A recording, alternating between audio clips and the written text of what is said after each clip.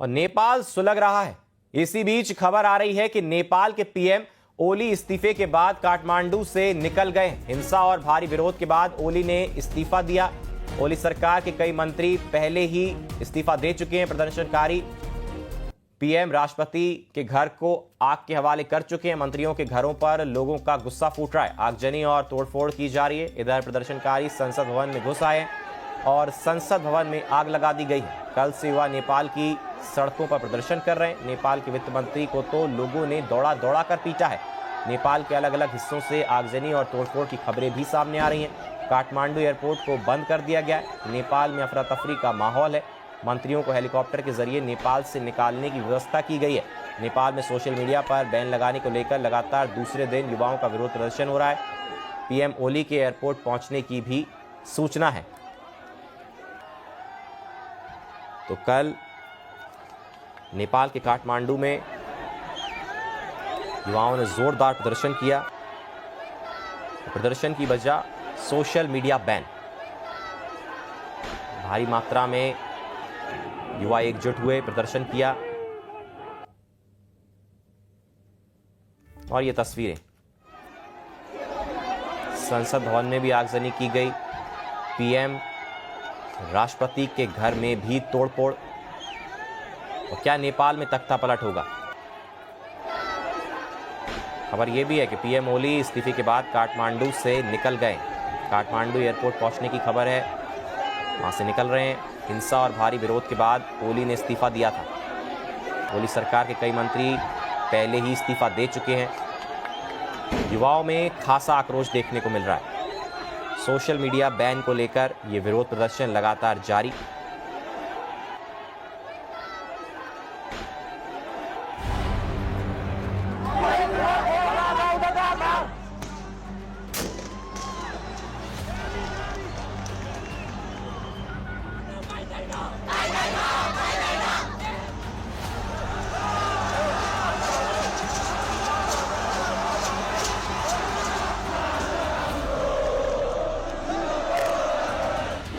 Social media पर ban के खिलाफ नेपाल में गुस्सा।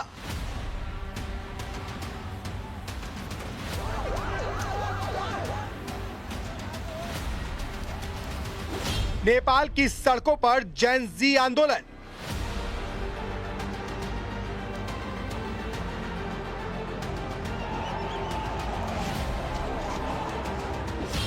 नेपाल के कई शहरों में कर्फ्यू, सेना ने संभाला मोर्चा। सोशल मीडिया पर लगे बैन के खिलाफ नेपाल सुलग उठा है। काठमांडू में हजारों की तादाद में जेन जी यानी 18 से 28 साल के बीच के युवा सड़कों पर उतर आए हैं। उन्होंने जमकर हंगामा और आगजनी की और देखते ही देखते काठमांडू में अराजकता फैल गई।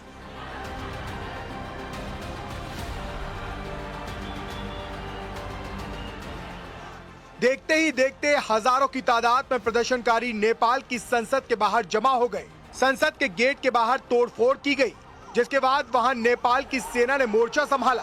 प्रदर्शनकारियों को रोकने के लिए सुरक्षा बलों ने फायरिंग की। आंसू गैस के गोले और वाटर कैनन का इस्तेमाल भी किया गया।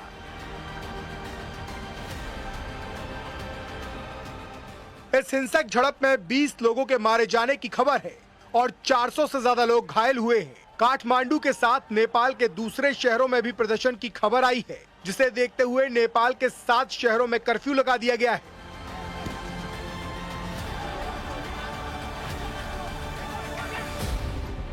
नेपाल की राजधानी काठमांडू के साथ पोखरा, दमक, बुटबल, बैरहवा, बीरगंज, इटहरी में आनन फानन में कर्फ्यू की घोषणा कर दी गई है। हिंसा के बाद काठमांडू में सुरक्षा व्यवस्था चौकस कर दी गई है।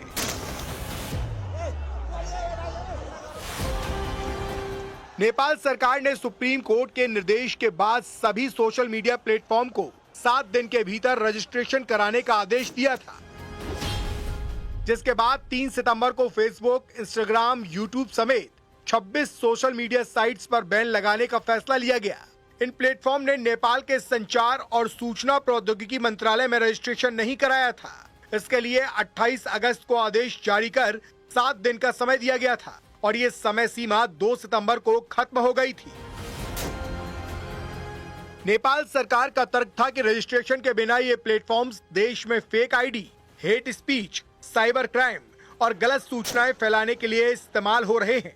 नेपाल सरकार के इसी फैसले के विरोध में युवा सड़क पर उतर आए और सोशल मीडिया से बैन हटाने की मांग करने लगे। हालात को देखते हुए भारत से सटी नेपाल की सीमा पर चौकसी बढ़ा दी गई है और हर हालात पर नजर रखी जा रही है।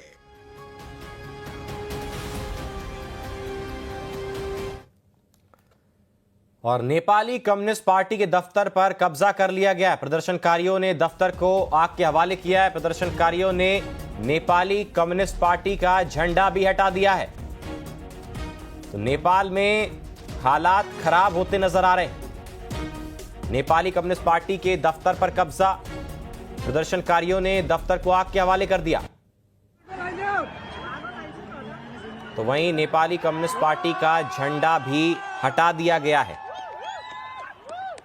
सोशल मीडिया बैन को लेकर के ये पूरा प्रदर्शन लगातार जारी है। तमाम मंत्री पहले ही इस्तीफा दे चुके हैं।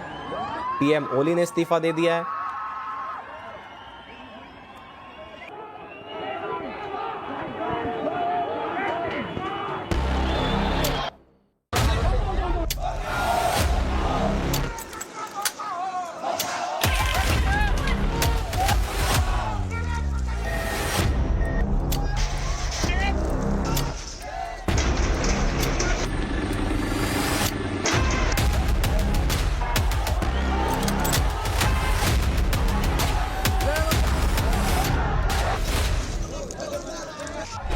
नेपाल की सड़क पर संग्राम।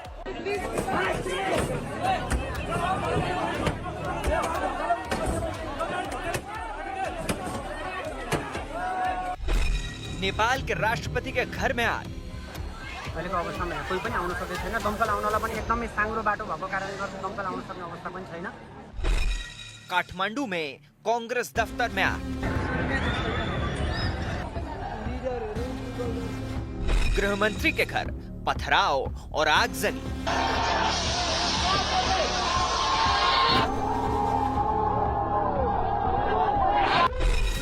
नेपाल के ऊर्जा मंत्री के घर पर कब्जा।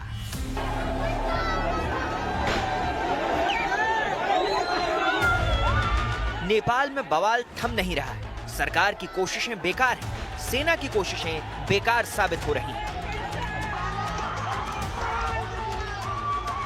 सुरक्षा एजेंसियां नाकाम नजर आ रही हैं। नेताओं, मंत्रियों और यहां तक कि राष्ट्रपति के घर तक प्रदर्शनकारी पहुंच चुके हैं। कहीं आग लगाई जा रही, कहीं तोड़फोड़ की जा रही।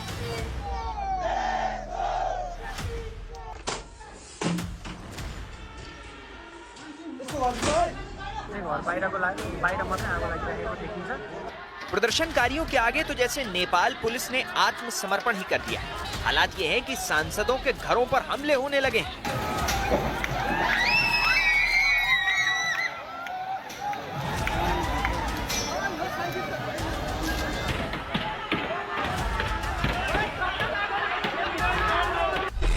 नेपाल में संवैधानिक संकट खड़ा हो गया है। इस्तीफों की झड़ी लग गई है। एक के बाद एक मंत्री इस्तीफे दे रहे हैं। विपक्षी सांसदों ने इस्तीफा दे दिया है। प्रधानमंत्री ओली देश छोड़ने की फिराक में और उन मंत्रियों को जिन पर भ्रष्टाचार के आरोप लगाए जा रहे हैं, उन्हें आर्मी के हेलीकॉप्टर रेस्क्यू करते हुए दिखे।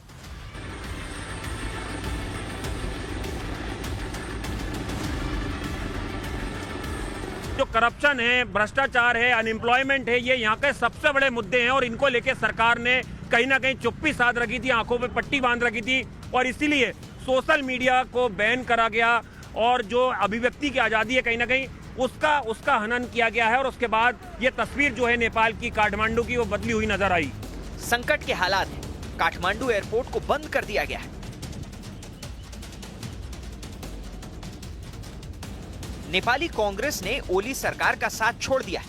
अपने कोटे के सभी मंत्रियों के इस्तीफे की पेशकश कर दी। यानी लगता नहीं कि नेपाल में ओली सरकार बचने वाली है और इस बीच में गुस्साए लोगों का प्रदर्शन जारी है।